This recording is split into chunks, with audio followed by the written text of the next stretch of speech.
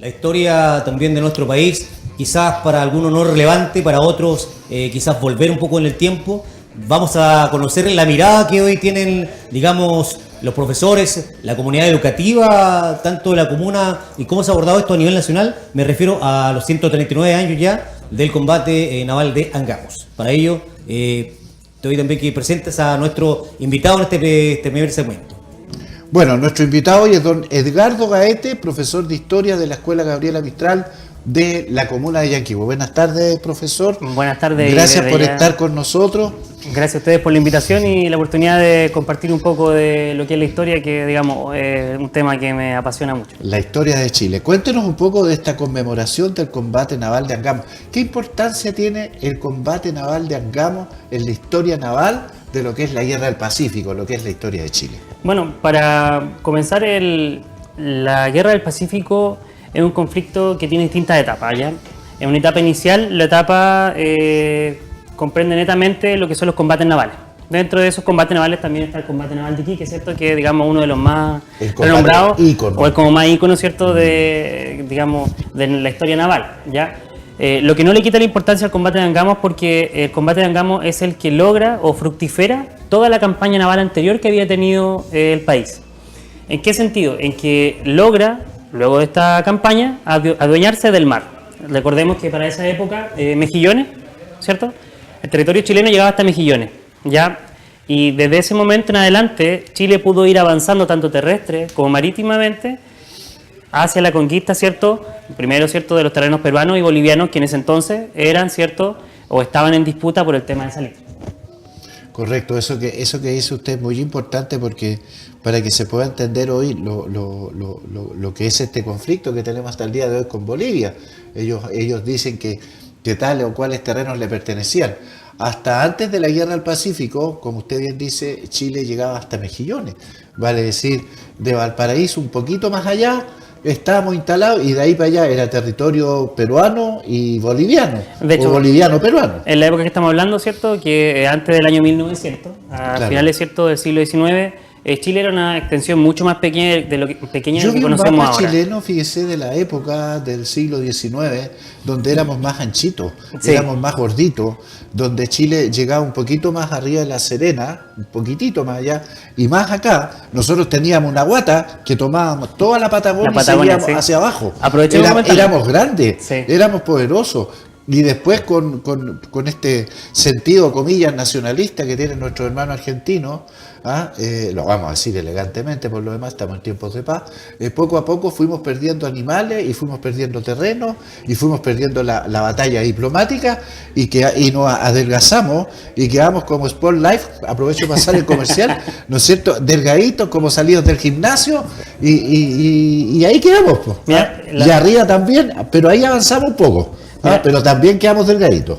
A lo mejor nos vamos a escapar un poco el tema del combate de Angamos, pero lo explicamos rápidamente. Chile tenía dos opciones, ¿ya?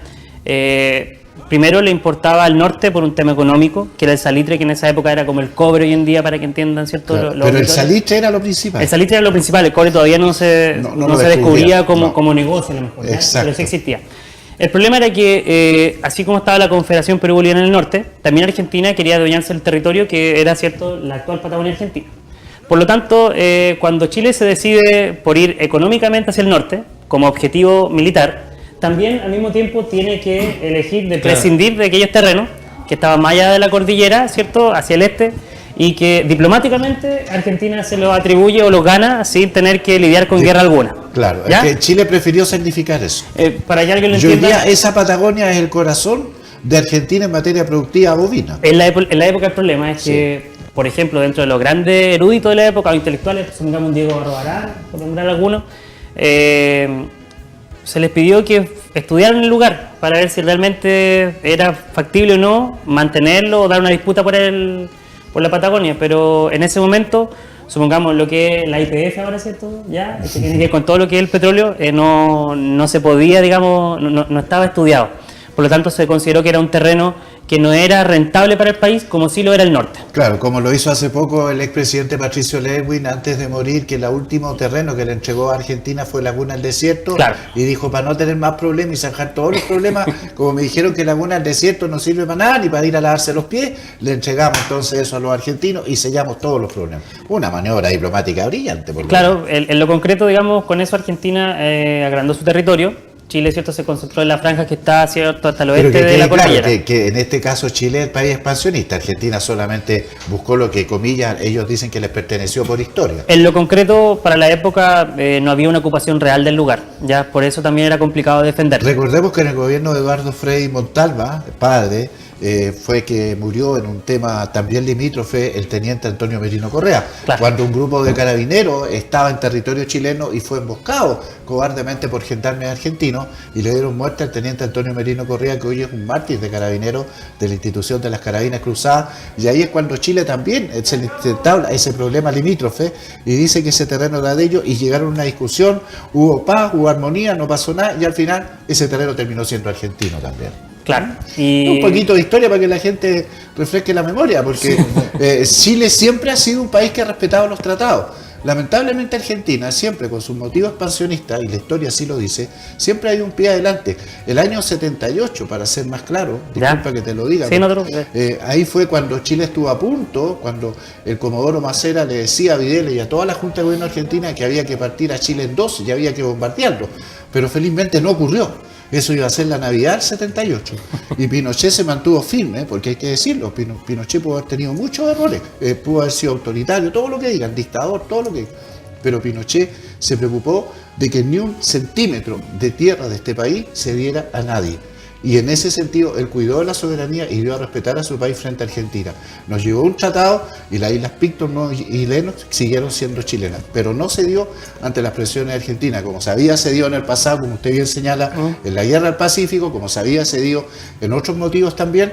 Entonces, incluso le costó la vida a un teniente de carabineros, ¿no es cierto?, como fue Merino Correa, que en paz descanse. Entonces, siempre habíamos tenido estos roces con la diplomacia argentina, pero felizmente ya del año 78, cuando se logra esto, ¿no es cierto?, el cardenal Zamoré, que hoy El Paso lleva su nombre, se pudo establecer fehacientemente que ya estaba zanjado todo, o casi todos los problemas. Bueno, y el señor Aylwin, ¿no es cierto?, antes de morir se mandó este regalito eterno ahí de la Laguna del Desierto, y con eso cerramos se supone todos los problemas con Argentina, aunque Claro. dicen que hay un tema limítrofe muy pequeñito también por ahí, no sé, Eso lo de iremos a años. jugar en un partido de fútbol. Estamos hablando de 139 años ya, que volvemos a reiterar el tema de los temas limítrofes desde ese entonces, pero también delante en una previa entrevista que tuvimos también en el mismo establecimiento, profesor, también yace el tema de no solamente este combate naval de Angamos que se dio en lo que fue en el mar, sino que digamos, en el superficie terrestre. ¿Continúa esto, como decíamos? Un poco para explicar, para simplificar esto. Para ir por la misma línea y también dedicarnos a lo que es el combate de Angamos en sí mismo. Lo que pasa es que Chile necesitaba avanzar, ¿ya? Necesitaba ampliar su frontera norte, ¿ya? Por un motivo netamente económico, para adueñarse del negocio salitre. Negocio que en cierta parte ya era de empresarios chilenos, pero no el territorio. Y obviamente el cobro de impuestos era lo que motivaba, digamos, a adueñarse de un negocio que era rentable para el país. ¿Cómo lo hace Chile?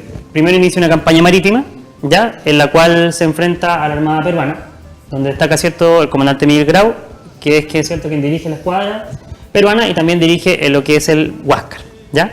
El Huáscar, cierto, es el barco insignia de la Armada peruana y va a ser el principal problema, no solamente en el combate naval de Iquique, sino porque el monitor Huáscar, como dice su nombre, monitorea el norte de Chile e impide de que los barcos chilenos abastezcan a las tropas terrestres que van avanzando. O sea, en lo práctico, para que la gente se ubique, se podía llegar solamente hasta Antofagasta.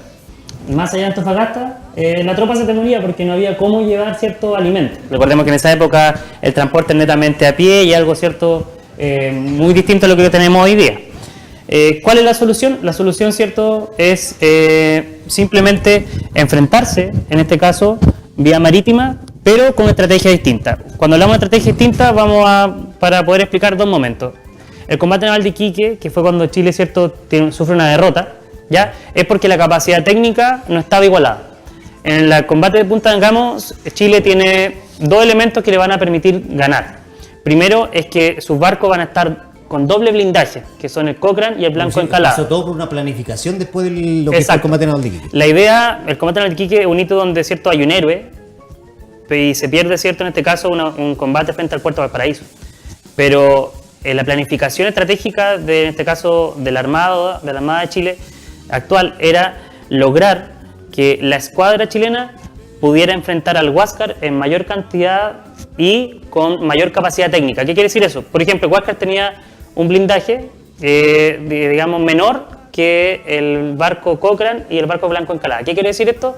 Que la capa, ¿cierto?, del barco era mucho más gruesa. Por lo tanto, resistía una mayor cantidad de ataques. ¿Qué fue lo que pasó finalmente? El Cochrane, ¿cierto?, va a obligar a que el Huáscar no arranque, lo obliga a entablar batalla. El Cochrane va a disparar al Huáscar luego de haber sido atacado, pero el ataque que va a recibir el Cochrane no le va a pasar absolutamente nada.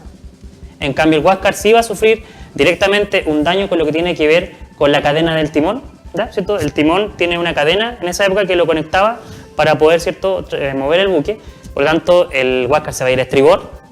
En ese movimiento, la escuadra chilena se va a aprovechar para colocar dos barcos que son, primero el Cochrane, que ya estaba atacando, estaba a 2.200 metros, después va a colocar al Blanco Encalada. Para que se entienda, son dos barcos y al frente, ¿cierto?, al medio, el barco peruano, que es, en este caso, el Huáscar. En ese sentido, simplemente ya no había mucho que hacer. Aparte, Chile mejora su tecnología porque empieza a desarrollar, a enviar granadas que al momento de tocar, ¿cierto?, el barco, hacer, digamos, penetrar el barco enemigo, reventaban. Y eso explica por qué Miguel Grau solamente después se encuentra una pierna, ¿ya?, y su dentadura, que queda enterrada, ¿cierto?, en el forro del mástil. El monitor, el timón de mando. El timón de mando, ahí estaba él. Ahí estaba él. Las granadas. Claro, entonces el momento de reventar, la granada hace mucho daño porque realmente el personal que dirigía el Huáscar queda a la deriva. En ese sentido, ¿qué es lo que hace la escuadra chilena?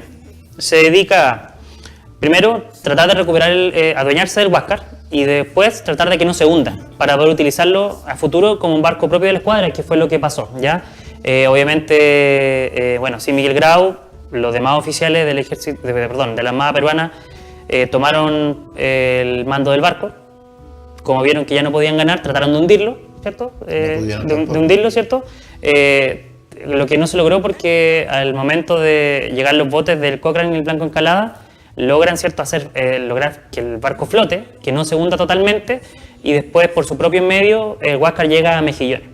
En lo concreto es una batalla, un combate en este caso muy favorable, estratégicamente bien planeado, con una capacidad tecnológica muy superior a la peruana, y que de ahí en adelante marca un hito importante porque permite hablar del dominio del mar actual de Chile. O sea, desde Antofagasta hasta la fecha. Hacia el norte hasta la fecha. O sea, es el combate que permite que la Armada de Chile, ¿cierto?, obtenga su gloria finalmente.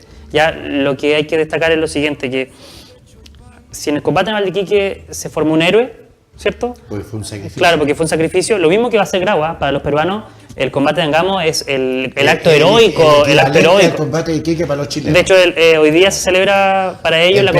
En Perú celebra el Día de la Armada, ¿ya? Porque para ellos el efecto contrario. Es un combate naval de Iquique de ellos. Claro.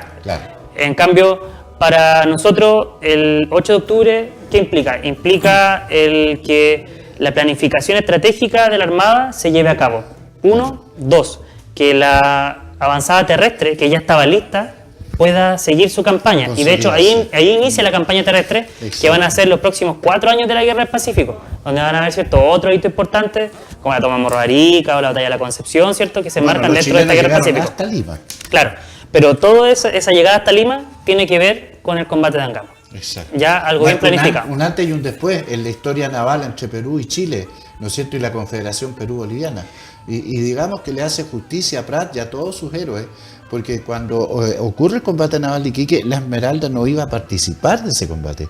Ellos estaban como un buque guía, ellos estaban como un buque escuadra, ellos fueron, como se dice, ahí a observar, a mirar, a poner resguardo. No era de los mejores pero navíos no estaba preparado logísticamente un buque de madera con escasos cañones, con mucha gente, pero con armas muy básicas, no estaban preparados para pelear, porque fue como mandar a pelear a un niño de 10 años contra un hombre de 30. Es más, entonces fue un suicidio. En ese mismo combate, volviendo al tema del 21 de mayo, mayores inconvenientes o que haya sufrido algún daño el Huáscar, no, a diferencia de lo que fue el combate de Angamos. Claro, igual en el combate de Angamos hay cosas que nombrar que son como pequeños detalles interesantes. Hubo una maniobra que estuvo mal hecha, donde casi los dos barcos chilenos insignia chocan. Ya pasaron a más o menos como 20 metros uno de otro, tratando de cercarle el camino al Huáscar. Si hubiesen chocado, lo más probable es que hubiera sido otra la historia. ¿Ya? Y lo otro que hay que decir, yo hubiéramos quedado con un chiste gallego. Lo otro que hay que decir es que Miguel Grau también podría haber tratado de escapar. Tenía posibilidades técnicas, pero el problema es que en este caso no es el Cochrane, sino que Blanco Encalada lo superaba en velocidad, porque hace menos de 2 meses habían arreglado todo lo que era el sistema de calderas del barco, y por lo tanto, claro, le habían hecho todo un cambio en todo lo que es la mecánica del barco, y le permitía ahora sí ir de igual a igual. Lo que pasa es que Miguel Grau, que era un oficial bien estudioso, ya lo sabía. Y de hecho, por ejemplo, el comandante de la Armada chilena de la época manda a buscar los restos de Grau. No, ¿ya? Lo respetó la Armada chilena. Y lo trata como un marino noble y un héroe. Creo que ahí se dio una relación bastante... No, es que fue el mismo fair play, por decirlo de alguna forma, que tuvo Miguel Grau con los restos de Arturo Prat, cuando le mandó la carta a la viuda Arturo Prat, y le dice que fue un gran héroe, que murió defendiendo su patria presa a la desigualdad. Le llamó profundamente la atención eso a los peruanos.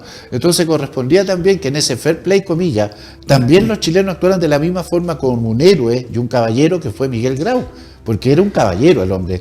Tenía que estar, tenía que hacer su trabajo, pero el hombre respetaba los límites y sabía cómo había que actuar, y eso se ganó el respeto de la Armada de Chile. E incluso, tú sabes que en West Point se ha estudiado mucho lo que son las estrategias de guerra en todo el mundo, y una de las que más llama la atención es cómo Lautaro guió a sus tropas cuando aprendió a cabalgar, y otra es el combate naval de Iquique, que se estudia mucho en la Academia West Point en los Estados Unidos. Claro, es que saliendo un poco del tema, lograr un espolonazo es, digamos, bastante complicado, porque los dos barcos se mueven, entonces uno va viendo la maniobra del navío contrario. Y la tecnología era totalmente distinta. Claro. En ese sentido, hay que destacar que el combate de Angamos va a servir también como una muestra para los vecinos de nuestro continente, porque hay que tomarlo así, de nuestro poderío naval, ¿ya? Y cuando hablamos delante de la política expansionista, no solamente Argentina, hay que ser bastante justo en el tema, Chile también tiene una política expansionista bastante interesante, o por lo menos ambiciosa, ¿ya? Hay que considerar que, como tú dices, cierto, Chile llegó hasta ocupar Lima, pero hubieron, después de negociaciones, tratados, ¿cierto?, que implicaron que llegáramos al límite actual. Claro que ninguno de esos tratados implicó una pérdida económica para el país, al contrario, digamos, el signo peso estuvo siempre frente a cualquiera de las negociaciones en el norte de Chile, ¿ya? Otro detalle, así como con Miguel Grau, ¿cierto?, hubo un trato bastante honorable, no fue el mismo destino de los soldados, o de este caso de los marinos, que sí después se entregaron, pero mediante una negociación, ya fue un intercambio de soldados varios meses después. Así que ahí, digamos, fue otro trato, pero no un maltrato, fue un trato distinto. Diferente. Claro. Si bien es cierto, profesor, una fecha importante, pero quería acercarme un poco también, puntualizar, quizá Chile sigue siendo o es un país de efemérides, de fechas importantes. ¿Por qué la diferencia, como decíamos, celebramos el 18 de septiembre, otras fechas se conmemoran como el combate naval de Angamos, que aún para algunos no tiene tanta trascendencia, pero sí está en la historia, a comparación también del combate naval de Iquique? Bueno, lo hablábamos al delante cuando estábamos en la escuela, los dos son importantes. Ya en la historia cuesta decir que hayan cosas menos importantes que otras. Lo que pasa es que uno es más mediático que el otro. Claro, creo que por ahí va. Porque en la Esmeralda, cuando salta de la Esmeralda, ¿no es cierto?, al Huáscar Prat, ahí es donde le da la relevancia, la importancia al combate, el arrojo que tuvo, el heroísmo que tuvo de ir a saltar a un buque poderoso para guiarlo, para buscar la victoria. Y eso es lo que provoca, lo que llamó la atención de la prensa en la época y lo que queda plasmado en la historia. Pero estratégicamente, como usted lo señala, también lo señala, estratégicamente en materia de buque, en materia de todo, Técnicamente, ¿cierto? inteligencia. Ese es el combate que tiene la Armada de Chile, que no solo demuestra el poderío, sino que la capacidad del marino chileno en la época para poder derrotar a un poderoso. El Huáscar era uno de los barcos más poderosos en ese momento en el Pacífico Sur, y sin duda los tenían los peruanos y ellos lo sabían. Por eso la importancia de que hoy el Huáscar es chileno y seguirá siendo chileno, y ahí está, como una muestra, porque yo creo que el peor error que podría cometer Chile es devolvérselo a Perú, porque eso es chileno. Claro.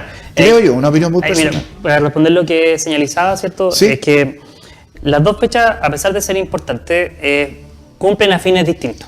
¿Ya? Hay que entender que la historia es simplemente recordar cosas del pasado, pero esas cosas del pasado, cuando suceden, nos marcan ¿cierto? como identidad. Y responden a una necesidad del momento. Por ejemplo, el combate naval de Iquique es una derrota, pero que cumple una necesidad de que es construir la figura de un héroe, ¿cierto? De ensalzar el patriotismo y de lograr que las personas que a lo mejor no estaban tan involucradas con la guerra O tenían dudas. en ese momento se sumaran por un tema patriótico, por un tema de nacionalidad. Claro, mediáticamente se crea esa figura de que ahora sí tenemos por qué pelear. Claro, porque entonces, hay alguien que ya nos muestra el camino. El héroe. Entonces la figura del héroe es para lo que sirve esa fecha. Exacto. Y el combate de Angamos no es que se aleje de la concepción del héroe, al contrario, va de la mano. No suelta ese concepto. Pero no es tan mediático. Te dicen a tomar como un tema de revancha, que o si no lo puede... Claro, ponerle... es, digamos, entre revancha, por decirlo así, y también por un tema netamente de planificación, porque, digámoslo así, el monitor Huáscar era un problema.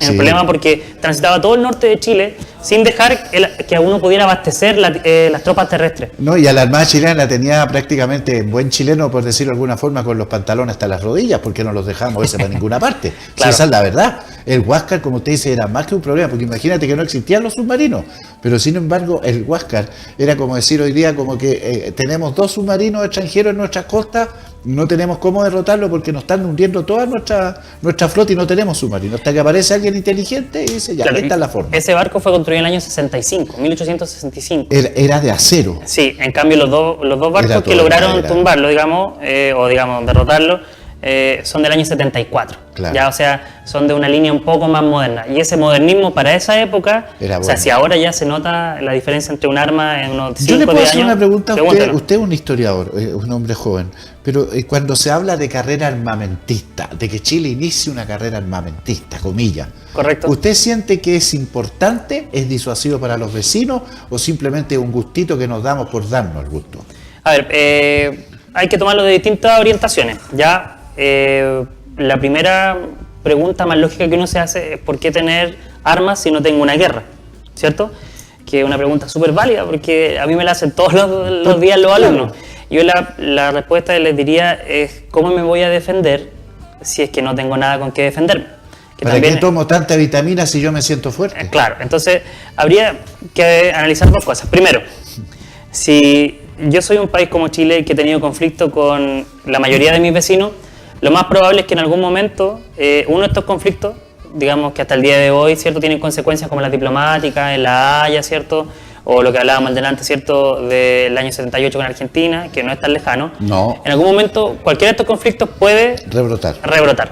Entonces, si yo dirijo un país, ¿cierto?, por más que estemos en tiempo de paz, también la mejor preparación para la paz o para mantenerla es estar preparado para la guerra. Claro. En ese sentido... O sea, como alguien dijo, la mejor forma de estar preparado para la guerra es mantener una paz segura. Claro. Y para mantener esa paz segura, nosotros tenemos que tomar todas las medidas. Si esto igual que cuando una familia tiene capacidad de ahorro.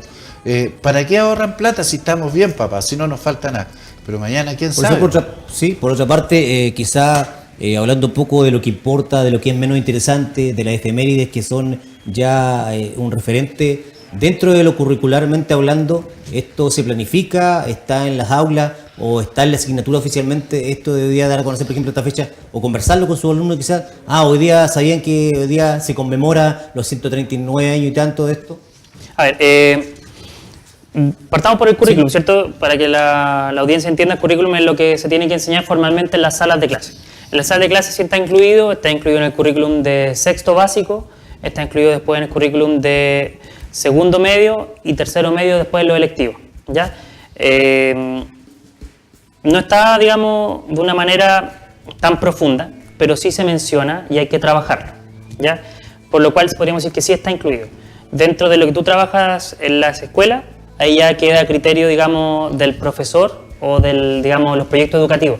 Supongamos si tu proyecto educativo tiene énfasis en desarrollar el tema de la historia y la importancia de las efemérides chilenas, claro, tiene que estar. Ya, obviamente hay que entender que no se puede celebrar todo, lo hablábamos al delante. Por ejemplo, las fiestas patrias hace menos de 100 años se celebraban 3 veces al año, ¿ya? Por los 3 hitos principales que habían acá en Chile, pues el 18 de septiembre, ¿cierto? El tema de la batalla de Maipú y la batalla de Chacabuco. Entonces, era entretenido celebrar 3 veces al año, pero era poco productivo para el país. Entonces, en algún momento hay que tomar una decisión administrativa de, en una celebración, por ejemplo, en este caso, para que se entienda, el 18 de septiembre, englobar todas las demás. Lo mismo se hace con el tema, en este caso, del 21 de mayo, ¿cierto? Donde se concentran todas las celebraciones, en este caso, para la Marina y los honores que para ella merece, donde también hay que entender que se incluye los combates como el Dangamos, que digamos... Pero tenemos que hacer notarle a la gente y a los jóvenes que la historia es memoria. Claro. Y si no tenemos memoria, no tenemos historia. Y eso la gente lo tiene que tener claro. Nosotros no podemos decir esto es más importante, esto es menos importante. Es todo importante, porque es parte de nuestra historia. Por intereses económicos, incluso se fue a la guerra al Pacífico. Cuando hoy día vemos, usted bien dice, por los intereses que hoy día están en el país, que son tan importantes, es más importante la productividad, hay que celebrar tantas fechas importantes.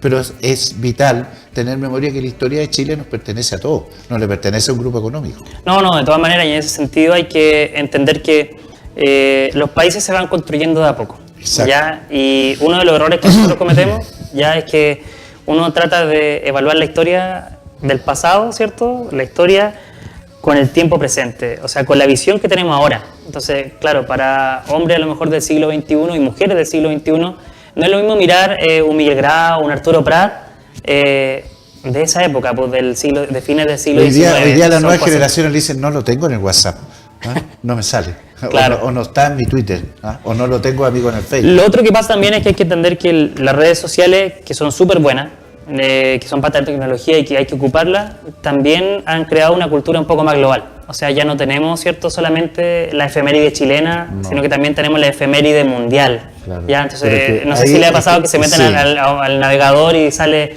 hoy es el día de... Entonces, a veces los chicos... Es el problema con la globalización, porque claro, se tiende a desdibujar la identidad de los pueblos. Entonces hay que tener mucho cuidado, por eso es tan importante lo que usted analiza.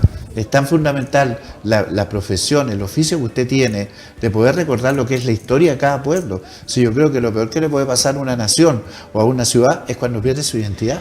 Entonces el tema de la globalización es una línea muy delgada, demasiado delgada. O sea, nosotros, gracias a Dios, tenemos un canal local acá, que nos permite mostrar nuestra realidad, nuestros protagonistas, el caso suyo, el caso de esta escuela donde usted trabaja, dentro de un mundo global de comunicaciones, porque la gente aprieta un botón y está conectado con el mundo. Y hay un botón de muestra, un ejemplo.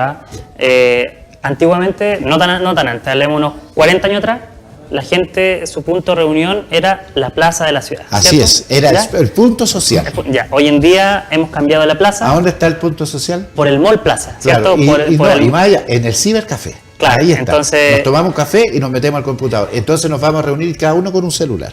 Ahí es donde hablamos de que ha cambiado la cultura de... Así funciona. La cultura, digamos, a una cultura un poco más global, pero con patrones que son alejados a los locales. No, totalmente, es menos comunicativa, totalmente disociativa, porque hoy en la época de la globalización de la comunicación, yo he visto reuniones de trabajo donde cada uno está con el celular arriba de la mesa y llega al punto de la ridiculez que whatsappean entre ellos. Se pierde la capacidad de diálogo.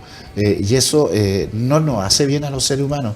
Yo sigo pensando, por ahí las mateas culturales, las mateas de conversación, apuntan a eso, a no perder esa capacidad de diálogo, la capacidad de que las personas nos miremos a la cara y sigamos conversando.